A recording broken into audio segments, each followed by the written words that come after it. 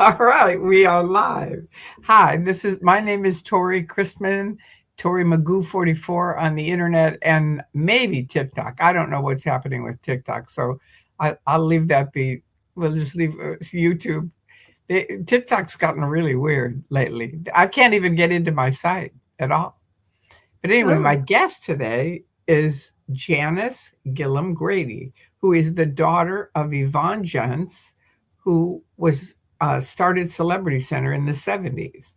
So ironically, I actually knew your parents before I knew you because I knew of you while I was in because Osa right, called me over and said, this big thing happened. And I said, what was it? And the Gillum kids have left. And I said, okay. It was just sort of like, good for them. I kind of thought, right. but they were really, it was a nuclear attack for them. It was really bad. So anyway, hi, I'm going to just say right now, ooh, someone's in Niagara Falls. Dandy. Anyway, hi to everyone. And this is Janice, and we're gonna talk. That's what we're doing. So Good. yeah. So I didn't meet you. Now let me just see if this is Kelly because Osa calls Oh, me all the okay. time. No, this is Osa. All right. So Kelly, just so you know, I'm unplugging the phone because before I realized it was Osa, they would just call and call and call all through my interviews. Oh, And wow. so Okay. now I just unplug it. I've still got the cell phone on, I think. I don't even know Yeah, where it mine's is now. mine's on silent. Good. Yeah. Okay. Well, mine's not even here. So anyway, don't worry about it. We're good. Okay. I So won't. I met you after I escaped out, right? Yes. Yeah, And I'd you been didn't out know for many me. years. No, I'd Now, seen your name around because you used to help my dad on his lectures. right, And I'd seen something on that or someone had mentioned it. And then right, oh, and I'd seen mention of you in all those protests that you were doing.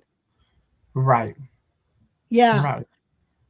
right. And But I before that we'd also never met. worked underneath Yvonne, your mother, at Celebrity Center. And she Right. she was the one who asked me two things she asked me that were kind of monumental for me. One was she asked me to help train John Travolta, and I did. And he came Okay. up to me at Battlefield Earth. I was helping Osa make sure no one got to John Travolta.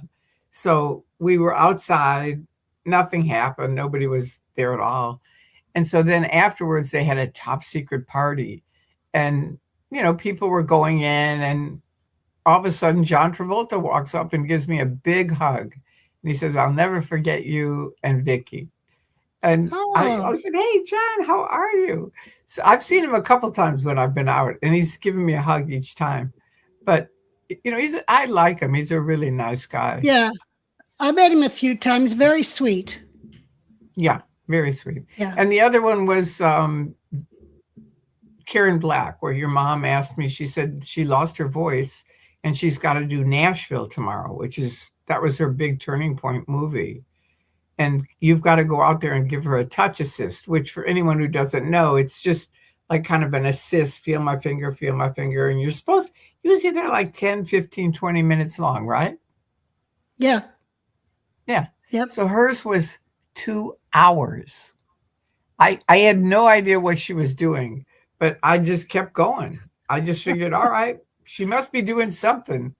And I wasn't OT3 at the time, so I didn't even know about other spirits and all this other stuff.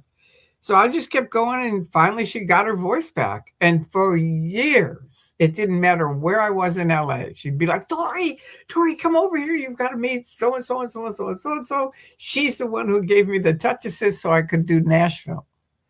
So Oh, that was good. pretty neat. Well, Yeah. well, Paul and I got married in Karen Black's backyard in November Did you? 1980. Yeah, we did. No, no. Yeah. I know that house though. Yeah. Yeah. Beautiful Cool. house. Yeah. Yeah. Really nice. Now, Kelly, wait, thank you. Oh, I see Kelly's writing a note to the people. Did Yeah. Janice's mom leave Scientology before she passed away? That's a question to No. you. Yeah, no, she did not. She was actually still the commanding officer of Celebrity Center when she got really sick. Right. She'd go to Mexico. She had in Mexico. They put her on a plane and sent her back, and she was having trouble with her speech, and her left side was Mm. paralyzed. And then she laid at the Wilcox until they then moved her to Flag. There's a whole story behind that, but she actually died in Clearwater, having, Wow. gone there for processing. Well, from talking to Spanky, the Wilcox could have killed her alone. Yeah, the Wilcox. Yeah, Spanky, you were with us, Tori. Spanky and I, and you and Paul and Joyce. We all went to the Wilcox to the restaurant Right. upstairs. Right. Yeah, and we Now. had a tour. Yeah, now, and we had a tour of all the rooms, and they were all Star Wars type rooms. Right. And they all were Yeah, fascinated because they've heard that Scientology used to own it, but they knew, like everyone, they don't know anything about it. That's right. always what people say to me. I really don't know anything about it. I said, neither does anybody. That's intentional. And they go, really? And I go, yeah, because then you have to go in. Yeah, It's like, yeah, right? yeah. So It was an weird. interesting place, I but know. I know. It was that was in the fun. old days. I mean, that's why I love Skip's. Janice has a YouTube site called Peeling the Onion. And it's you and Mark who Fisher. else? Mark Mark Fisher. Fisher. That's right. There you Yes. go. And Scientology doing the one onion. of our friends from years and years and years is a guy named Skip Press. And this guy has a memory like I can't believe. And it was just so fun. They've been interviewing him, and all of you should really, because everyone who goes, how could Scientology be fun? When you listen to Skip, you get it. You know what I mean? Yeah, It's exactly. Well, and it's also all the on the other side of things, we're doing an interview with Mary Marin Freeman, right. and she's an old Class 8 auditor, and she's still auditing. So it's funny going between Mary and her memories and Skip and his memories, and it's just so different, the people that we have been interviewing. Right. Yeah, it really is. And it's like I remember when I escaped out in 2000, Bob Minton, who started the Lisa McPherson Trust with Stacy and Jesse, looked at me and he said, "How could you possibly join this?" And I said, "Do you think I'm part of what you see in Clearwater?" And he goes, "Yeah." And I said, "No. Let me tell you about 1969." And by the end, he was laughing. He said, honestly, Tori, if I was around during that time, I probably would have joined myself. Because there were a Right. lot of really sharp, good people there in Scientology in the old days. It was way different, way different. Yeah, very, very different. And I grew up with it. My parents were in Scientology before I was born. And Oh so God. we had a Yeah. mission in our home, and we'd have a classroom in our home. And so I grew up watching people telling ashtrays to stand up in that chair. And you were in Australia, right? Yeah, in Melbourne. Right. Right. All right. So Yes. you've got to tell us the story of you and your sister and your mother putting you on a ship. I mean, to this day, I read your book. Show them your book. Well, this is book one. That's me. I was probably about 13, 14 years old, and I'm with L. Ron Hubbard, the Commodore. And this Right. book is called A Child Adrift in the Scientology Sea Organization. Okay. And it starts, with me being born, my parents getting into Scientology, me being born into it, and having a mission in Australia, and then Scientology being banned in Victoria. So we end up going to England, and that's when my Oh, mother that's right. joins the Sea Org. Yeah. And But you were so on the that's ship before your mom joined the Sea Org, right? Didn't no, she no, send no, you no. first? No? No, she joined in June 1967, and she went up to Hull, England, and was on the Avon River cleaning that ship Oh, up. that's right. And That's right. and she sailed down to Las Palmas, And then in Las Palmas, she became the Commodore's steward. So she was working at Hubbard's villa in Las Palmas. And then she when he went back on when he moved to the Avon, she moved on to the Avon with him. And meanwhile, she got okay she said she would not have joined if she didn't have permission for us kids to come. And he had said kids will be able to come.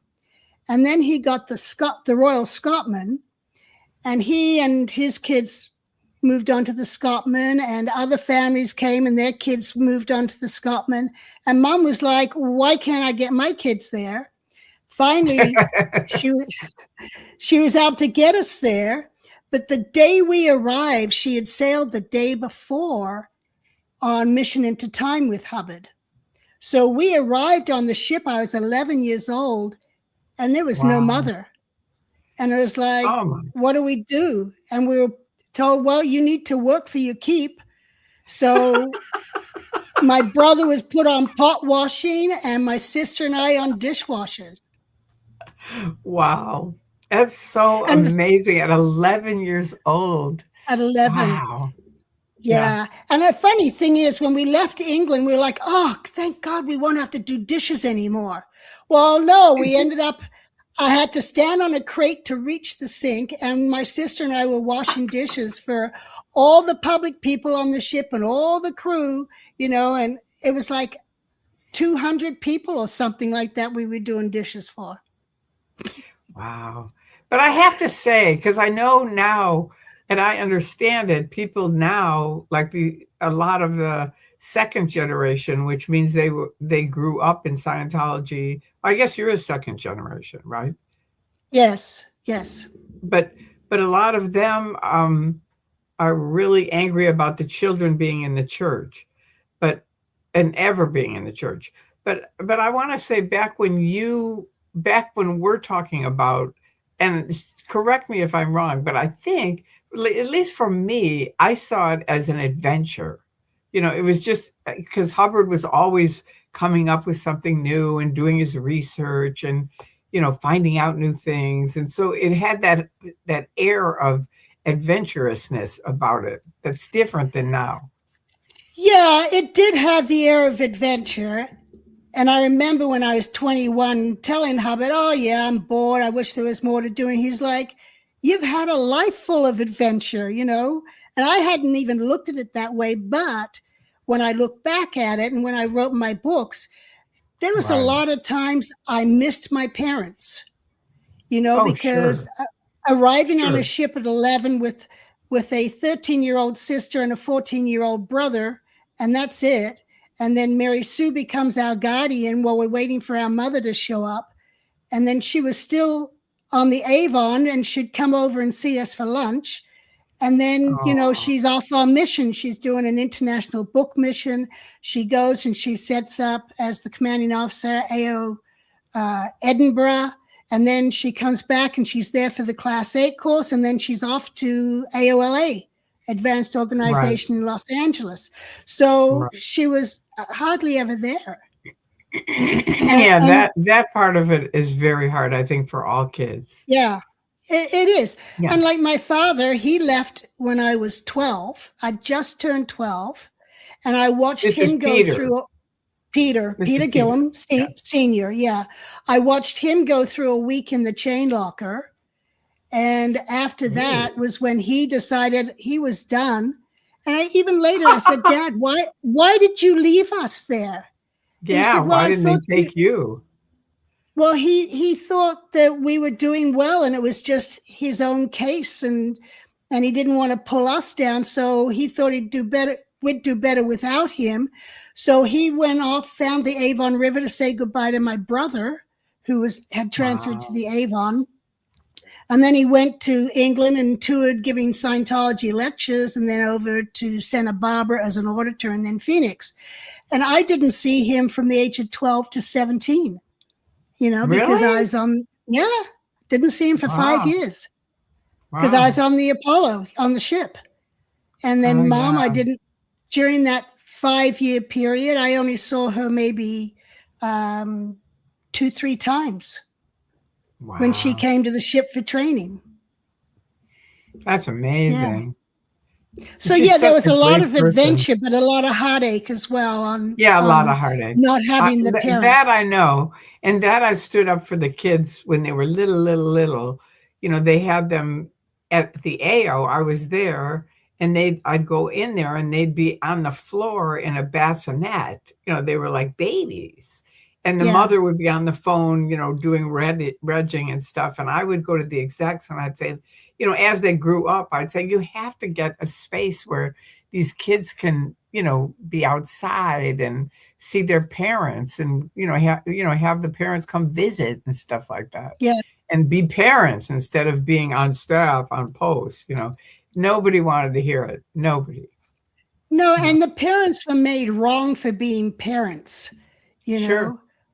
And sure. on the ship, when we were first there was a nursery, and I remember Irene Howie.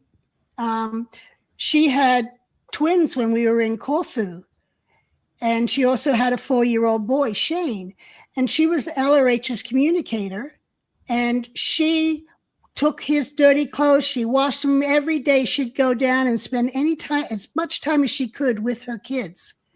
Right, But other parents didn't have that seniority, so a right. lot of them didn't see their kids, or they maybe just see them to put them to bed, and it Yeah, just and that's wasn't it that's wasn't fair awful. to the kids. And then the other No. staff, the other crew members are like, why do they get an hour off to see their kids, and having to Yeah, cover for them, and it becomes a big conflict. But yeah, it's wrong for the kids. yeah, definitely, I agree. And we were shocked. We were there Friday night, and they're out there with these little young kids. They were probably maybe 5, 6 years old, and they had them as part of a photo op. And so we just parked our car right next to them and just kept taking pictures until it broken up. It's just like, all right, we're filming you. You know what I mean? Yeah, Filming these kids. So it's proof that they are still using the kids, which is yeah. unbelievable. Well, even in Los Angeles in the early days with the kids, they set them up with a daycare, but it wasn't a legal daycare. And when the health department would come, they would shuffle the kids' houses to hide Right. them for when Right. the inspection was happening. And then the kids all got shuffled down to Mexico, What again for away what? from the parents. Huh? Why from Mexico? They were sent from Los Angeles to Mexico to a ranch down there. And it was thought that the kids would do better without the parents. I'm And sorry to laugh, but it's like, come yeah, on. But no, I and it guess was when just they're a on disaster. post, pardon me? It was just a disaster sending them down to Yeah, Mexico. yeah. The How parents long are were you there? distracted from their posts. I wasn't, but there was the LA kids. So they were Oh, there for, I don't know how long, maybe 6 months or more. But yeah, there was sexual abuse that happened down there, and the kids just weren't taken care of, or the nannies weren't given enough money to help take care of the kids. It was just a disaster. So they end up yeah. back in LA, which was just a continued disaster, but not as bad. Right, right, right. Now, Yeah. how on a different note, how long did it take you to get from Australia to England? Because that's where you went on the ship, right? Yeah, When you we were little. sailed. We sailed. Wow, the 26th of May, because I'd just been 10 for 20 days when we left Australia, and Oh, we arrived in Southampton on the 4th of July, and this was wow. in 1966. So we were So on the ship May, for about June. 6 weeks. Yeah. Yeah, about 6 weeks. We were on the ship sailing from Melbourne, and we went to Sydney, saw my uncle, and then we went to New Zealand and Tahiti, and then up to the Wow. Panama Canal. And then from Panama to, we went to Curacao, and then we went up to Portugal, Lisbon, and then Southampton. And Wow. we arrived in Southampton all excited. We're going to see Mom because Mom was in England and Dad had been in Australia. Right. And we go through immigration and we came with all of our tea chests. Dad had shipped all the furniture with us and all our belongings. And we're sitting in this big warehouse with all the tea chests and everything. And Mom doesn't show up. And it's now dark. And we're there with our guardians. My brother, sister, and I, and David and Peppy Kent, who were our guardians on the Fair Sky, taking us to England. Wow. And it's like, where's Mom? Where's Mom? And we're in this strange country. You don't have cell phones. You don't even have a beeper, No. and we don't even know her phone number. And she was driving down from East Grinstead with Ross Vosper, and they got a flat tire. Oh. And so there's these two women who have never changed a flat tire in their life trying to get someone to pull over to help them. And then they finally arrived. Wow. What a trip. I mean, you just have endless stories that are just incredible when you think about it. I mean, especially at that age. And like your mom, and it's so funny. All right, now someone asked a fun fact: the Royal Scotsman, later MV Apollo, was what is this? It was sold in 1977 to a shipbuilder in Bronzeville, Texas. Wow. Yep. It was accidentally sunk when a train derailed and collided with the Apollo. Yes, a train sank a ship. Wow. Yes. You knew that? Yeah. Oh, yeah. It's actually in the end of my book, too, that story. But we moved off the ship in the end of 75. And the ship, there was a small crew, a skeleton crew left on the ship while it was being fixed up and then sold.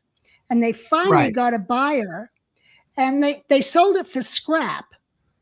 And they took it, and it was taken to Texas, and they were going to fix it up and turn it into a restaurant. But a train on the dock ends up going off and crashing into the ship and destroying it. It made it total scrap. Yeah. Oh. Sad ending. Did you ever hear the story about the guy in Clearwater? He was he was a Sea Org member, an old man. And I had heard about this kind of on the down low. It was like, yeah, he has a whole warehouse with all kinds of special things from the Apollo and Hubbard and stuff like that. And I said, I want to see it. And do you know that would have been about? Frank McCall. Yeah, Frank McCall. He was on the original Avon River cruise from Hull down to Las Palmas with my mom. And he was a train captain, and he was on the Scotsman with us. And when we moved ashore, he was put on a museum project, and he went to the Apollo and got the helm and different things from the ship from Texas for his museum. And I don't know what happened with that, but I'd heard he had a museum and he had a whole bunch of stuff I would love to have gotten my hands on. I know. I'll tell you a little bit of a story about it, because it's kind of sad, but it's typical later Scientology. This is closer to almost the end of the 90s, right? Right. And I had heard, I was on OT7, and I'd heard, he had this warehouse, and I wanted to see it. So I said, all right, put me on a list. So they came and picked me up and took me there, and you have to walk across a gangplank to get in there. And I met him, and I mean, I was just fascinated. They had the typewriter that OT3 was typed on, and, all kinds of specific things that he had. And I said, this is amazing. I mean, this should be like a real museum with, Scientology, whatever, more promoted. And he said, no, they don't want to have anything. They don't want to have anything to do with me. Nothing. And I said, all of this stuff that you have, they don't want anything. And he said, nothing. Tori, he said, it's one of the biggest losses in my life. He said, I just can't believe, all the stuff we did, and they just want to throw it out the window. Wow, because when I was there, it was a going concern, and he was setting it up in the lobby of the bank building, the old CB. No, no, he had his own little warehouse, and it was kind of hidden, and you had to Yeah, kind of find out on the down low, and then someone, if you were okay and they didn't think you were gonna rat on him, they would take you there. But wow. he was off on his own. It was like they didn't wanna he said, "Tori, they don't wanna have anything to do with me, nothing." And I was like, "That's insane." But it Yeah, was just so yeah, typical of David Miscavige in that era. It was the right. Well, transformation. he had all the ship's logs, and that would have logged every person that came on or off the ship would have been Oh, logged in the wow. in the quartermaster book, and everything we did and what the weather was like, and when the Wow. natives attacked us, and Ah, you know but and all the sailing whenever the Commodore entered the bridge and when he left the bridge, and all that kind of stuff really? is logged in those logbooks. Yeah. Wow. Oh, that would have been fabulous. I wonder Yes. if we can find him, if he's He's still passed alive. away. No, he Oh, did passed he? away. Oh, Yes. that's Yeah. too bad. And they probably just pitched all that stuff. I have no idea. Maybe, Wow. maybe his wife tried to save it. I don't know. This is from Mark Fisher and Janice Grady. Oh, no. Hi, Tori and Oh, Janice. Hi. Is that Mark? I can't. Yeah, that's Mark. Yeah. Hi, Yeah. Mark. Mark is on Peeling the Onion with me. He's my, Right. we're co-hosts on that. Yeah. Yeah. So hi, Mark. Yeah. Okay, so now here's one from Poof 911. Question about how many years after being declared SP would you say it took to feel truly comfortable in your non-Scientology life? 2 years, 10 years, or still adjusting? Thank you both for all you do. Good question. Because when you first leave, you're still a Scientologist. Oh, You're yeah. just done with the Sea Org, but in your head, you're still a Scientologist. You don't want to go speak out because you might hurt Scientologists. That's how I felt, having Right. grown up in it. And then it was after about 4 years, I kept it a secret that I had been in Scientology and what my past was. I had friends who knew me for years that had no idea, and my husband didn't want me to speak out, so we kept quiet about it. And then in 2009, when they did that, who was it? It was the Tampa Bay Tribune. They did a whole article on Marty and Mike. Amy, Mike Rinder. Yeah, they did an article on that. And then they did an article called What Happened in Vegas. Oh, And that was a story about PIs keeping an eye on my sister and I in Las Vegas. right. And that reporter had actually come to Vegas to interview me. And he shows up at my office, and Paul was like, he did not want me to talk to him. Right. But so I said, this is all off the record. You can't say you talked to me, but I filled in some of the gaps for him. And then he wrote his article, and it was when that article came out that it was like a relief. It was like I was released, Right. and Right. people now knew my secret. And Right. and here I was on the board for the Nevada Association of Mortgage Brokers, and I was on the mortgage advisory committee for the state of Nevada.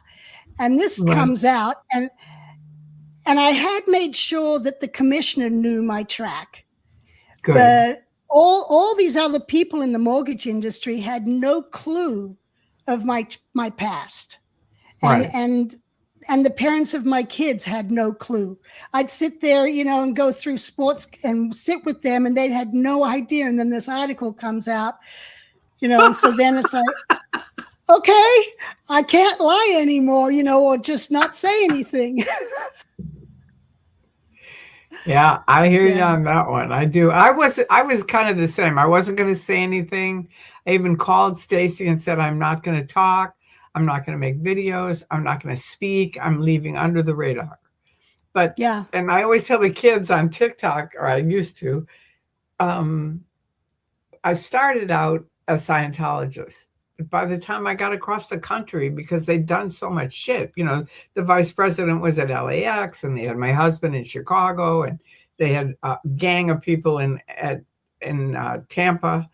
And by the end, it was like, no, I'm with you guys. Bob said the next day yeah, we're going to protest, and I said I'm coming. It's just like yeah. they are not my friends. People that do No, stuff like that, no. no, they're not. And Yeah. it's like we had a PI come in, a private investigator come in and get hired as a loan officer. Oh, And because we had advertised we wanted loan officers and that we would train, and this guy comes along and says, "Oh, I'd like to be a loan officer." And oh, so we start training him, and right. he becomes friends. And with our staff, we'd go camping and different things like that. We were used to camaraderie and be with friends, and we'd Sure. go to dinners and stuff like this. And I've got all these photos. We're going to do a show on peeling the onion, but we've got all these photos of this PI in the middle of the group smiling away, and Unreal. he oh yeah, but he is the one that when my dad quietly came to visit us just after my son was born, this PI was there, and he reported my dad to OSA. And as a result, my dad got pulled in and set checked under OSA for 2 years. They Oh, just, gee. it was as he just wanted to come see his kids and his grandchild. I You know know, that's the thing. It's usually just such simple common sense things. If they just let people do it, they would be so yeah, much better off. And I've told them that for yeah. 25 years, but they don't listen. They don't care. Well, I was working on today. I was narrating my book 2 for the audio, and I came across a chapter in there where I talk about potential trouble sources and the staff members not writing their family, and how Hubbard, one person, he assigned them the condition of baby for not writing their parents, and Mary Sue would get all over it because the guardian's office used to have to deal with the parents who are upset because they're not hearing from Right. their kids. And that's Right. exactly what is going on today, where these parents, Right. they're out there, they don't hear from them, or the kids are out and they don't hear from the parents. And that creates the biggest problem they have. And Right.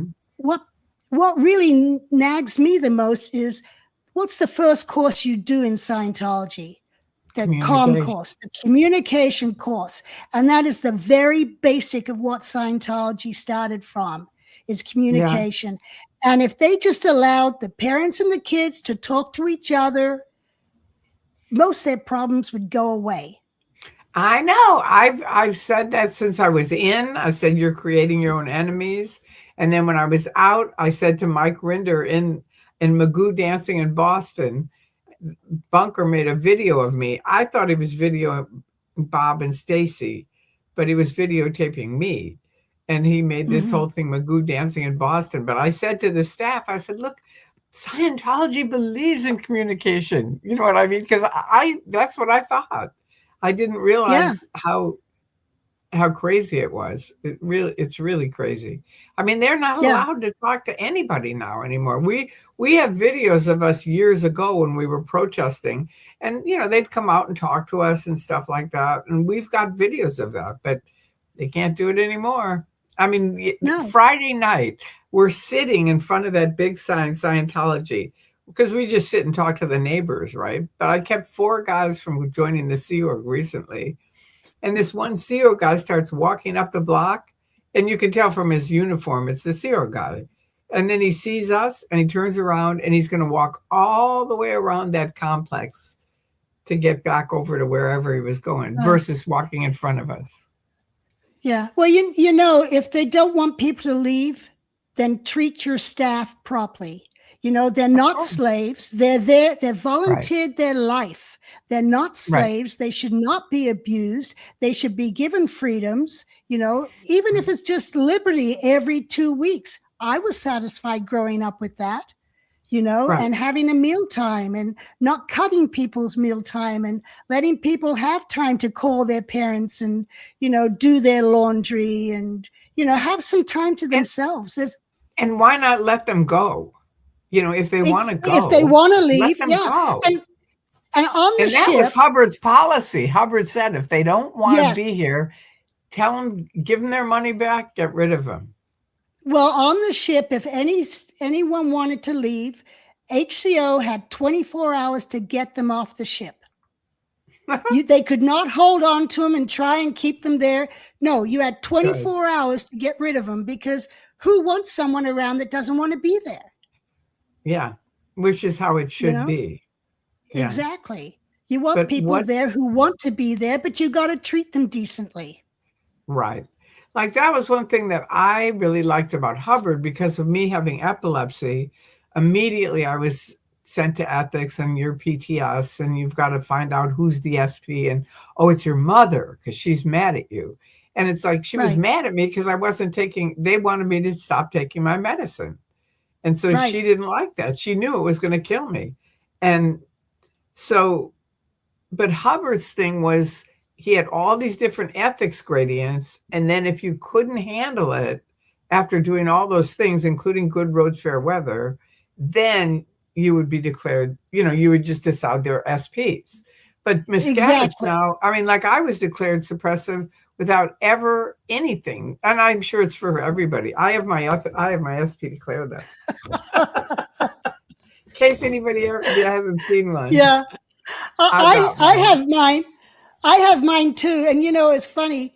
One of the people that we interviewed, Stu Moreau, he was still kind of sitting on the edge, sitting on the fence. And he was in contact with a couple of the Red, get him in for services. And he came on my show on Peeling the Onion, and he ends up being contacted by OSA. And he goes in there to Clearwater, and they show them my declare from 30 years ago. Right. And I was declared because I left. But they make stuff up to try and make you look bad. And Stu says he looked at it and panned it back and said, "This is because someone was pissed off that she left." Which is so true. Good for him. Good for him. Yeah. I realized that there's some starred comments I've got to ask you. Oh, okay. Okay, this is from Lapisha. Janice, it was fascinating. Did you ever find your mom's furniture? No. But it was funny when I was looking at my old website, and there was a picture of my brother and sister, our cat and our dog, and the Barton girls, Nettie Alcock, Marion Witcher, and Liz Ingber. And I was like 9 years old, and there's the piece of furniture in the back. And I was like, I gotta send that, post it somewhere or put it on my show to see if anyone has seen it around the manor. Because what is it, a table or a chair? It's a shelf, a corner shelf, and it had been my mother's great grandfather's. Oh, you got to get it back. And that's when I called Pam Lancaster Johnson, and she didn't remember it. And I was like, I was told you had it. And she said to have someone check the garage, but I don't have a connection to get into the garage of the manor. But so we have some furniture there that was there when Mom passed away. And then we have some furniture at St. Hill that was put in the pavilion, because when we left, again, that was all my mother's great-grandfather's or her grandmother's furniture. Aww. There was, big, beautiful tables that were made for when the royal family visited my great-great-grandfather, who was the Supreme Court judge. So all this was made for him, and Mom got it. Oh. So it's at St. Hill somewhere. Oh, that's sort of one of those. Yeah, I know. Yeah. Yeah, I'm trying to think if there's any legal thing you could do where you could have somebody give it. It seems like you should, but Yeah. who Well, knows? yeah, I have no idea. All right, so question. This is 49ers for life. Hi, 49ers for life. Did Janice think she had superpowers? I have superpowers. No, no, you know what? I just have to believe in myself and tell myself I can do things, and I just have to persist, and then I can do it. And that to me is anyone can do that. You Yeah, just that's have to how I believe in felt like yourself. I arrived at Scientology with superpowers because my parents Right. kind of taught me that kind of thing. Like, what you think about yourself is what's going to come about. Yeah, and you got to just think positive, and if a negative thought comes in, you got to push it aside. And that's Yeah, how I was raised by my parents. yeah, Especially me my too. And mom. that, The and I positive. used to always say it was Scientology, and then I realized towards the end, no, it wasn't. It was my parents. Yeah, it's positive postulating. And mom would always say, "Oh, let's postulate for this and let's postulate for that." And so that's what I grew up doing, is postulating and having Right. positive thoughts. And I remember going out on my own as a mortgage broker. We'd started it with other ex-sealed members, and later, people all went their different direction. And then I had to either go off on my own or I would have divorced my husband. I just couldn't work with him anymore. So I set I up my had own that too. mortgage company. I set up my own mortgage company. And every day going in to paint that place and move furniture in and put carpet down and everything, I just tell myself, I can do this. Right. And every day driving in, I can do this. I can do this. I can do this. And then the next thing you know, he was coming to me so that he can make payroll. So it was like, okay, I am doing this. Good for you. All right, Yeah. here's another one from Lapisha. Janice loved the Corinne Oh, Sullivan Corinne interviews. Sullivan Okay. interviews. Yes. So insightful. Oh, good. Okay. Well, Yeah. I'll have to. Cor- How long ago were they? oh, well, we're still doing interviews with her. We've done 3. I think one has not been released yet, but we've done 2 others. And she's actually a 3rd generation Scientologist who Ah, grew up at Delphi, and then she was in Celebrity Center in LA, and then she went to CC Nashville and set that up. And she got out in 2019. So she's only been out, just around 6 years. yeah. You But know about the guy she from was fun. Scotland, right? Well, we've actually done an interview with him while he was still on staff. But we had so many we had to get out. We're going to get that out, I think, this weekend. And he was still on staff in Edinburgh, or get Happy. That's what it was abbreviated for. Right. But Right. he was on staff. And so we're talking to him about what it's like being on staff. I know. And we knew that he was in trouble, and he was in ethics, being pulled in for ethics handlings, and they were all pretending to be his friend and nice to him to try and get him, to stay on their side. And, when he left, he was calling me, and I'm like, okay, go take a walk, do up a cons and a pros list. And, so yeah, we're going to have our interview on that come out shortly. But there's just, Yeah. we had too many going. And then there was also Aaron and all these different people doing his interviews, Alex. So we thought, okay, no rush. That's the way I feel. I'm going to do it in the middle of February. I've got one scheduled with him. But great guy, and I love the fact that he got in and out at 20. I just love Yes. that. And that he was reading the internet all through it. So if you're listening and you're in the Scientology and you're in the Sea Org, you can be on the internet and you can read books. So there you go. And that's from him, Amir, from Scotland, who's now free. Yes. He sounds so happy. I said, isn't it amazing how nice the SPs are? Because when you're in, they're just like so evil and you don't ever want to be around them. And then you get out and it's like, God, they're really nice people. Yeah, he really appreciated the help and having people there Yeah. that could listen to him and understand what he was going through. Sure. Sure.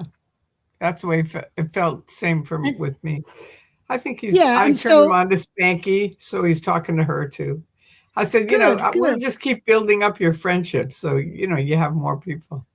Right. But this is a perfect time for me to pitch the Michael J. Rinder Aftermath Foundation, which does help people get out and Okay. of Scientology and the SEAL. And they don't just need money. I was going through Paul stuff. I had some sitting in the closet and I said, what am I clothes? And I contacted Claire and I said, hey, you got anyone that needs clothes? And she's like, oh, I don't know. Let me check. And then I ended up shipping a box to her and I still have more. So if there's people out there that need men's clothes, size large, I have a bunch. Wow, nice. All Yeah. right, good. And you're having the Aftermath Foundation, the Mike Rinder, what's the whole name? Michael J. Rinder Aftermath Foundation, I believe it is. Okay, so I think they're having a fundraiser coming up too. Yes, there's a comedian that's putting on a show in Denver area. Oh, you're right. And so they're trying to encourage people to come and get tickets, as part of the helping Right. build up the funds. Yeah. Right. So, and that's going to be when? Oh, I don't remember. It's in March. Yeah, it's in March. Okay. Yeah.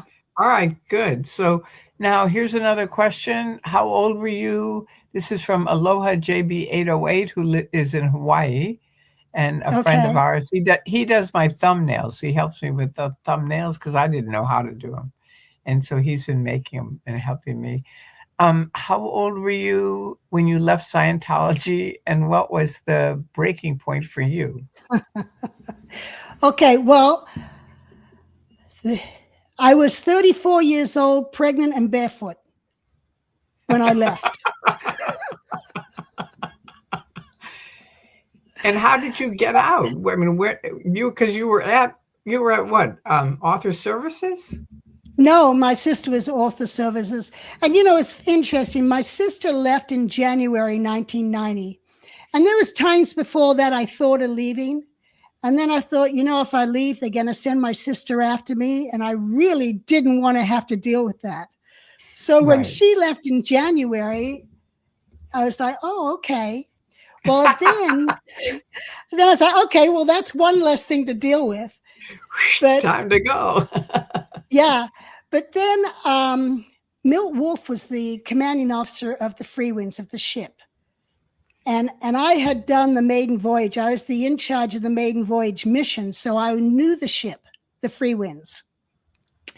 And when Milt got in trouble for going ashore gambling and drinking, they wanted to pull him to INT for repair. So they sent me out to cover commanding officer of the ship.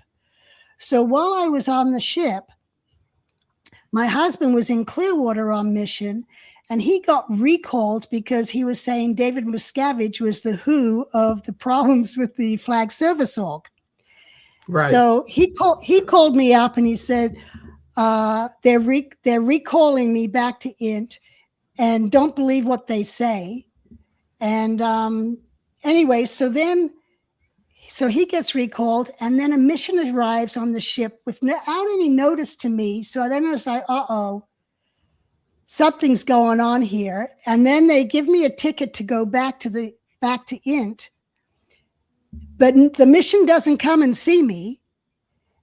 And then that is weird. And who took over your post? It was weird. Milt Wolf, they sent him back. Oh.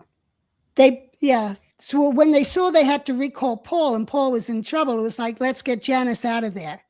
So then they sent me, I left from Aruba, and I had a damn escort. The HCO chief escorted me. And he flew with me from Bonaire to Miami. And in Miami, that's when I got thinking, I was like, they don't trust me to get back to INT. They have to put a guard on me. And when I hit Miami, I was like, my sister's in Miami. Maybe I can call the operator and get a phone number. Because there was anything like that. But I couldn't shake him. I'd go to the ladies. I'd come out, there he was waiting for me. I just couldn't shake this guy and get to a payphone.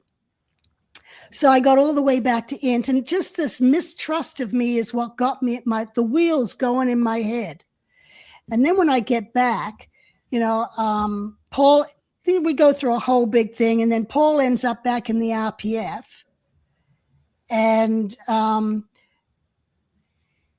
no one knew what to do with me. I'd been deputy WDC chairman, and then they had replaced me to go to the ship because no one else knew ships like I did and administration and management. Sure. So when I came back, people were already on my job. They covered my jobs. And then it was funny because I had been WDC Scientology Missions International, been that for years, and I was rebuilding the network after I kicked the finance police out. And Pablo Lobato, who had replaced me on that, he comes to me while I'm doing deck work because no one knew what to do with me. And he says, oh, can you sign this verification that you were doing stat pushing on the mission network? And that's why their stats were always in affluence when you were over them. And I'm like, I'm not your scapegoat. And I refused to sign it because that's not how I manage the missions. Right. Anyway, so that then is like, okay, someone's trying to set me up. And then they did a comment for me, and Greg Hughes comes up to me and says, oh, the comment is ready to see you. And I said, why are you commenting me? I have no post.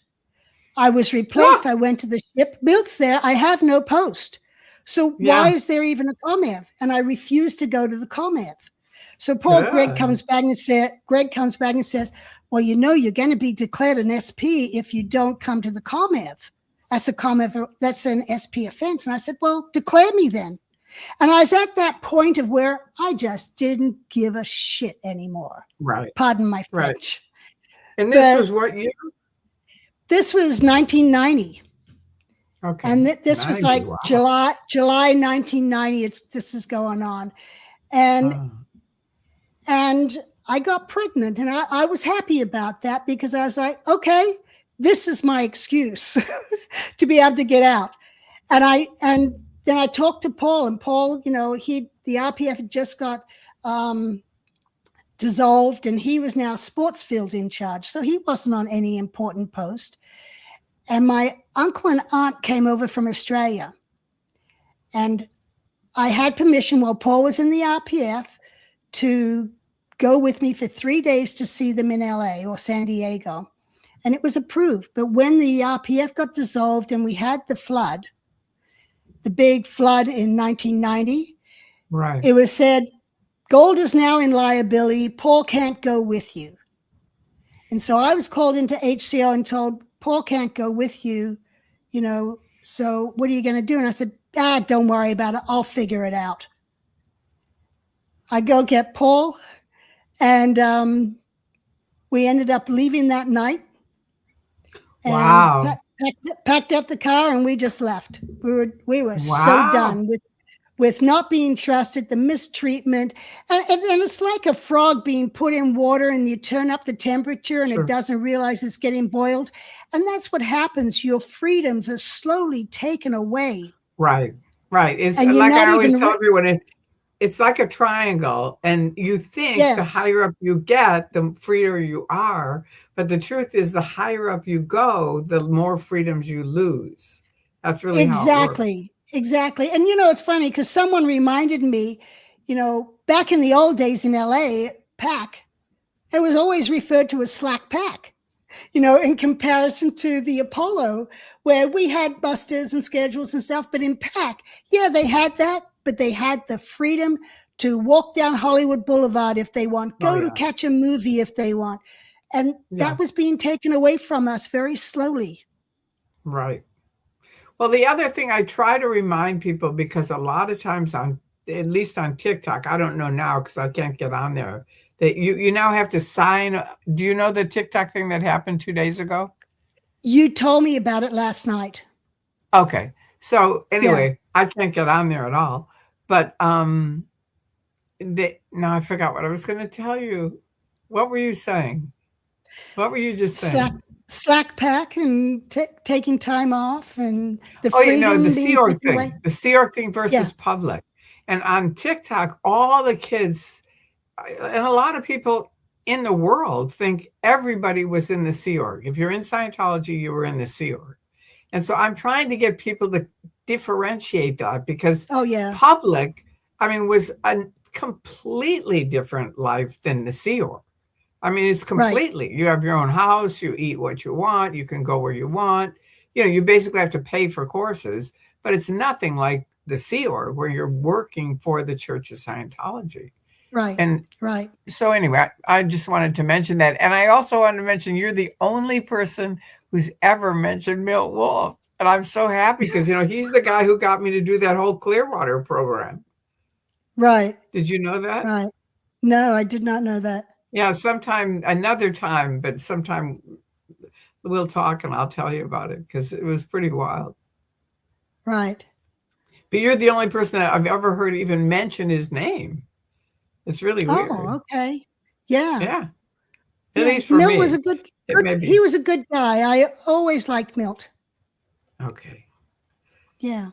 Well, he was, I can't say he was a good guy. He was a guy that got me to do this weird program in Clearwater. And there was that.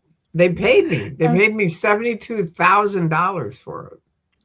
in wow. train in Wow. training awards and Oh, I felt like okay. it was dirty money, so I never used it. I was just like, no. Yeah. But I said, but they tried to take it away, and I said, no, I want it in writing that you paid me because that's what you said, and so put it in Right. writing. So I got it in writing, and I got all my money back too. I got money from ASHO, I got money from the free wins, and I got my free IAS money back too. Oh, good. Good. Yeah. I was going to say that kind of reminded me, the control that's there. When with OT7, though you're in the non interference zone, just like OT3 is a non interference zone, DM came up with the idea of let's have these people come in every 6 months and sec check them. Right. And that's a violation of their own technology that they're doing that. And it was all done as a moneymaker. I know. And that's how I got my And IAS money back because Greg Barnes wrote that all up and got his money back. And I said, "Can I just see your letter?" And I just pretty much copied the letter, sent it off, and they yeah, sent me the check. They were right. sending back the IAS money early on, but then obviously they realized we don't have to do this, and there you go. Yeah. Well, even policy by Harvard says not to do memberships. So the IAS is also a whole nother thing. And he also says don't do events. It ruins the stats. But it's all Right. about miscavige and, making money. And it's not about the individual in front of you anymore, and No, helping not at those all. people. Right. Not at I all. remember Spanky telling me a story at CC where one of the musicians had been off on tour, I think with Michael Jackson or something like that. And he came back and he was feeling rough. And mom said, get him in session. And someone comes back and says, oh, he doesn't have any money on account. And she said, I didn't say to reg him and make money. I said, get him in session because Right. she was caring about the person, I know not, your mom really cared about people. She did. yeah. But that's how everyone should be because that's what Scientology was supposed to be about is helping other I know. people, making I the know it's able more really able. changed. Yeah, it Yeah. really changed. It's a Yeah. whole different thing now, and it's amazing that there's still people that join. You know, you kind of go, what? Which part of it are you interested in this? Yeah. You know, because you Yeah. just watch them. Exactly. And then you talk to people. I talk to people and find out all, staff, Sea Org members, all they know is Right, sec checks. They don't know right, anything about right, right. what it was all about. All they know is that they've had sec checks and sec checks and sec checks. Here's my receipt. I just remembered I got this out to show you. This is Oh, my receipt, and it shows $29,000, and it's That's the training money you award. got back. Yeah, that's the training awards. Okay. Okay, So good. they owe me All right. this also. Yeah. They owe me Yeah. that, and I have OT 9, 10, and 11 paid for, which my mother and father-in-law got paid for. Hubbard was always getting money from people. And so he said, I'm coming up with 9, 10, and 11. Why don't you buy it? So they did for $1,500. So then when we were at Flag, they wanted us to donate it for some Dianetics books. And I said, no, Yeah. I'm not donating it to anything. It's my money. No. Yeah. I mean, No, I and was that's already what they on the way out. do. Yeah, Yeah. people have money on account, and the idea is not to have that money on account, get the people in for the services. But if you can't, then that money's already paid commissions. And then it's like, oh, let's transfer it over to books, and people make commissions again. Right. And I know, it it's becomes really book. It's a Yeah. vicious circle it's just this whole money orientation that they have. Yeah. It's insane. That's how I got off their mailing list, because they were sending me letters after being declared suppressive. Hi, Tori, Right. when are you coming to course? And so I wrote it up to RTC, and I said, look, these are false statistics. I don't care who you're excusing this by.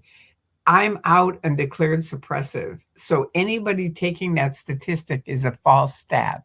So either Right. get me off your mailing list, or I'm going to go to the media and we're going to go into this in great detail. And that was the last letter they sent me. Now, here's a question for you from 49ers for Life. Did Janice ever meet Miscavige? Yes, I knew him very well. He joined the Sea Org when he was 16 in Clearwater, and I was actually the commanding officer of the messengers in Clearwater shortly after that, because he joined. I went to LA as a relay unit for Hubbard, and then I came back to Clearwater and took over as the commanding officer. And he worked under me. And then when I was told by Hubbard, who is now in La Quinta, he said, send me some messengering training.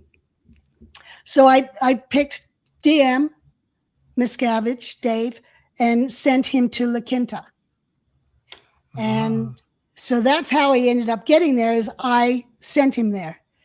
And then I remember when I arrived up there to now be sent on a recruitment mission to get auditors for Hubbard to train in La Quinta, Dave was just a trainee, and he was traffic messenger. So any traffic from around traffic, I mean dispatches to Hubbard. Any dispatches to Hubbard or letters, they went through him to side check before they went to him. And if he felt it was incomplete, he'd ask for more information. So that's what he did. He wasn't on watch with Hubbard, but he was handling traffic and checking that. And, there was a small group that you got him on post. Well, I sent him up there to La Quinta, yes. Yeah. But yeah, and I had him in Clearwater as a junior as well. And he did a mission. Were you surprised when Hubbard picked, when he bypassed Pat and Annie Broker? Were you at that event? Or no? When you were already out. You were already out when Hubbard died, right? No, I was in. Were you at that event where they announced Pat and Annie Broker were going to? So were you surprised when David took over the church? Because Hubbard, they said L. Ron Hubbard wanted his best friends, Pat and Annie Broker, to take over the church. And I never met them. So I was like, who the hell are these people? And then Miscavige zooms out and just starts talking. And I said, who is that guy? And they said, don't ask, don't tell. Just leave it be. Well, he was just supposed to be the MC. That's what his job was. He was to be the MC. Oh. He wasn't supposed to be a speaker. He was the MC. The MC? How did he take over the church? Well, here, I'll tell you. Jesse Prince told me, but you can tell me. Okay. Yeah. From my end, watching it, see, Annie was with Hubbard when he passed. Pat was with Annie and Hubbard, But Pat got in trouble because he and Miscavige had not gotten an all clear so that Hubbard could come back to the base. So Hubbard was very upset with Pat and kicked him out of Creston and said, don't come back until you get me an all clear. So Pat was And at an all another clear location. for everybody else means what? An all clear means no more lawsuits against him so that he could come back and live his life big. and work on films, to promote Scientology. That's what he wanted to do. But as long as people were suing him, he stayed in hiding. Right. So Pat had been kicked out, and he was staying at another location that they had as a backup for Hubbard. But Pat nobody knew this, that Hubbard had kicked Pat out. So every time Pat did a communications run, he would go while Hubbard was sleeping and pick up the communications at Creston and then meet with DM, and they'd exchange communications and they'd screw around and do whatever, while everyone thought they were working. But, and according to Sarge, who had been with Hubbard and had also done mail drops, DM and Pat would sit in the van and rewrite people's reports to Hubbard. Right. And so then that's where you've got the Jesse story, where Jesse had an order from Hubbard to sec check. Who did Jesse sec check? DM or Pat? DM. And David Mayo did Pat.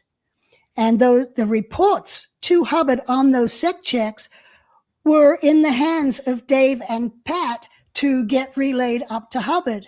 And they took those reports out, apparently. So Hubbard never got the reports of what their overts and withholds were from their sec checks. Now, that's where Jesse has said that they were in Vegas doing what people do in Vegas, drinking, gambling, and women. So that was not known about. Anyway, so Pat's in trouble. Then when Hubbard passes away, I guess Annie was who Hubbard had made the Inspector General of RTC, and she was to be over everything. Now, one of Miscavige's other jobs was the corporate sort out.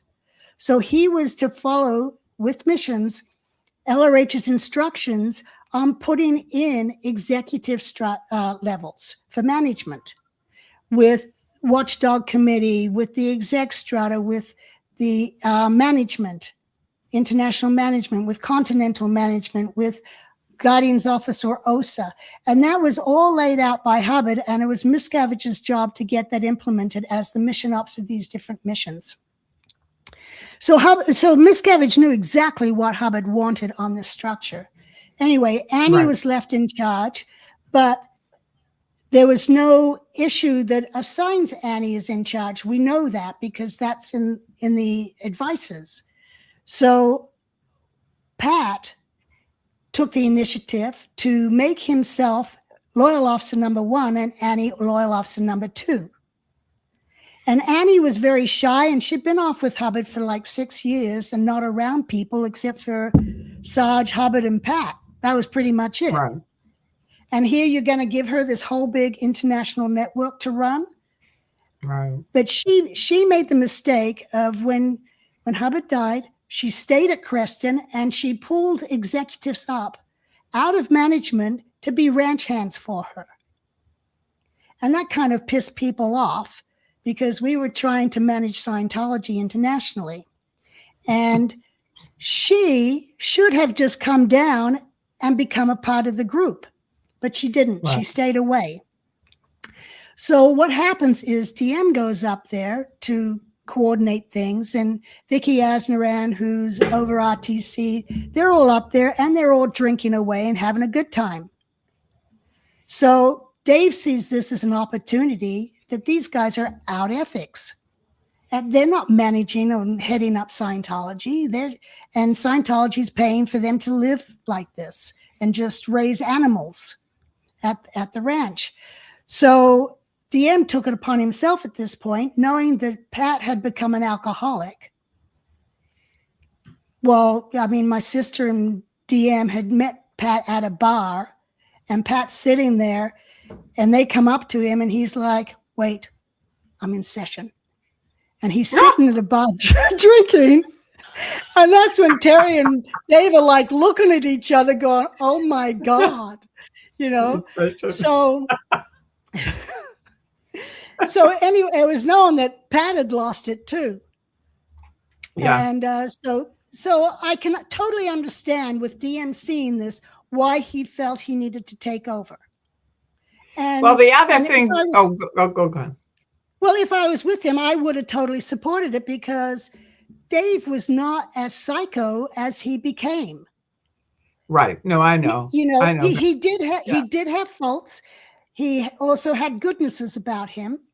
Right. I mean, Paul and I used to go out on Liberty with he and Shelley, and we were all friends and all hung out together. We'd go skiing together. It was right.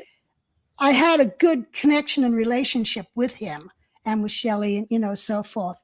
So I would have supported him. And there was also a time where, before DM did the takeover, Vicky turned on Mark Yeager. Vicky was over RTC and Yeager was over the CMO, the messengers.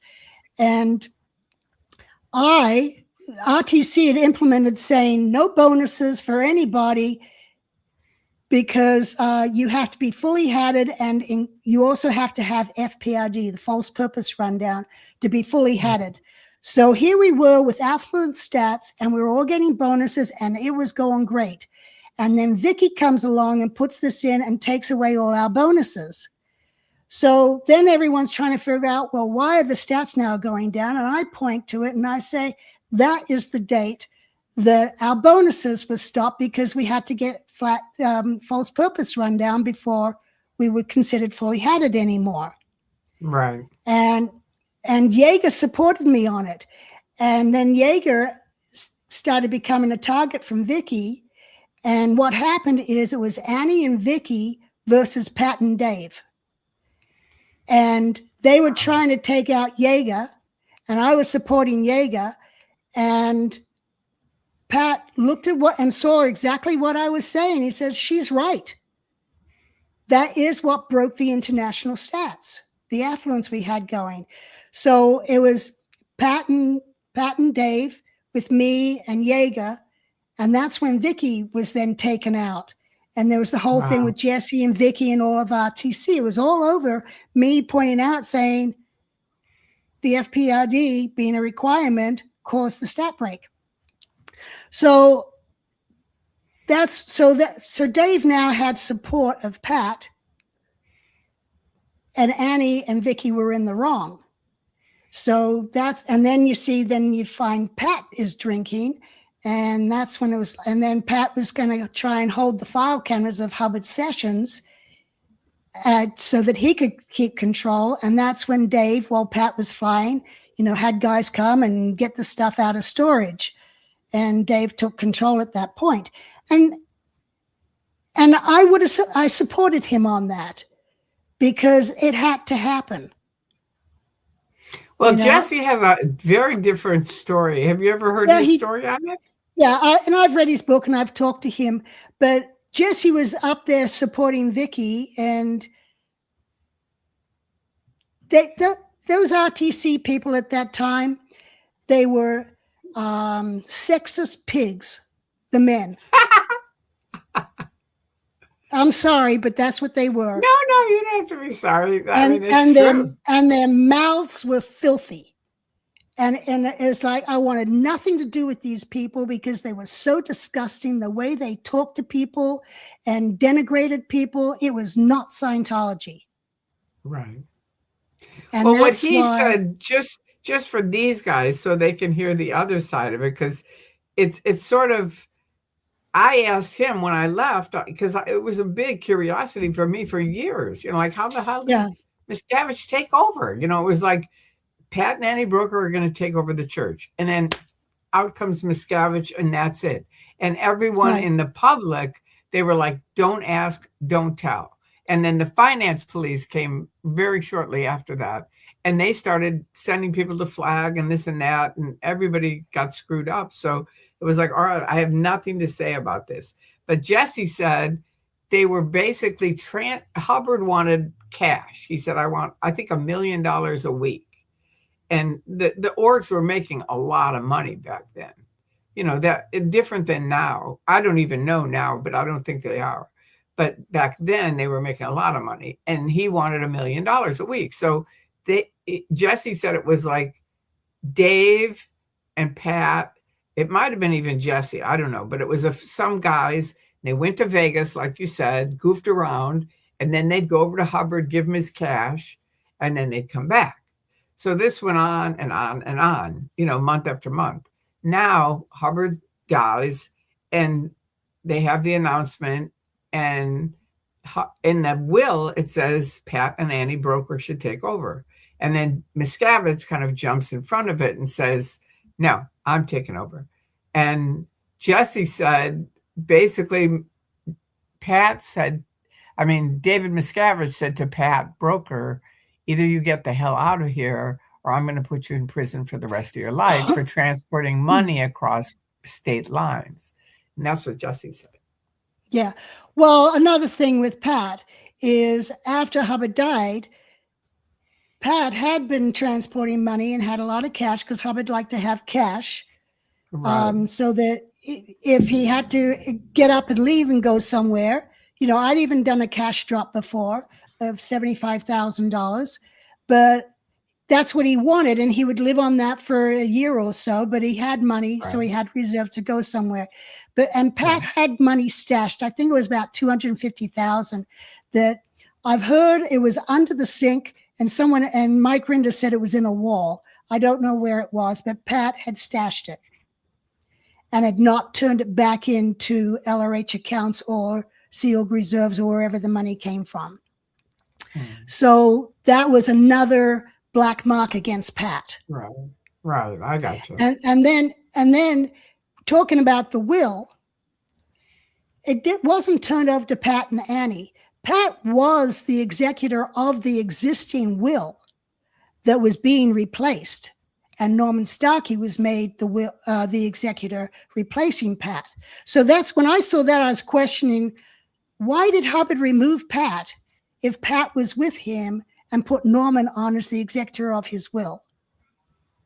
And that's when I found out later, that's because Pat had been kicked out of Creston, was not in good standing, and was not trusted. Well, why did they announce it on the event that he was going to take over?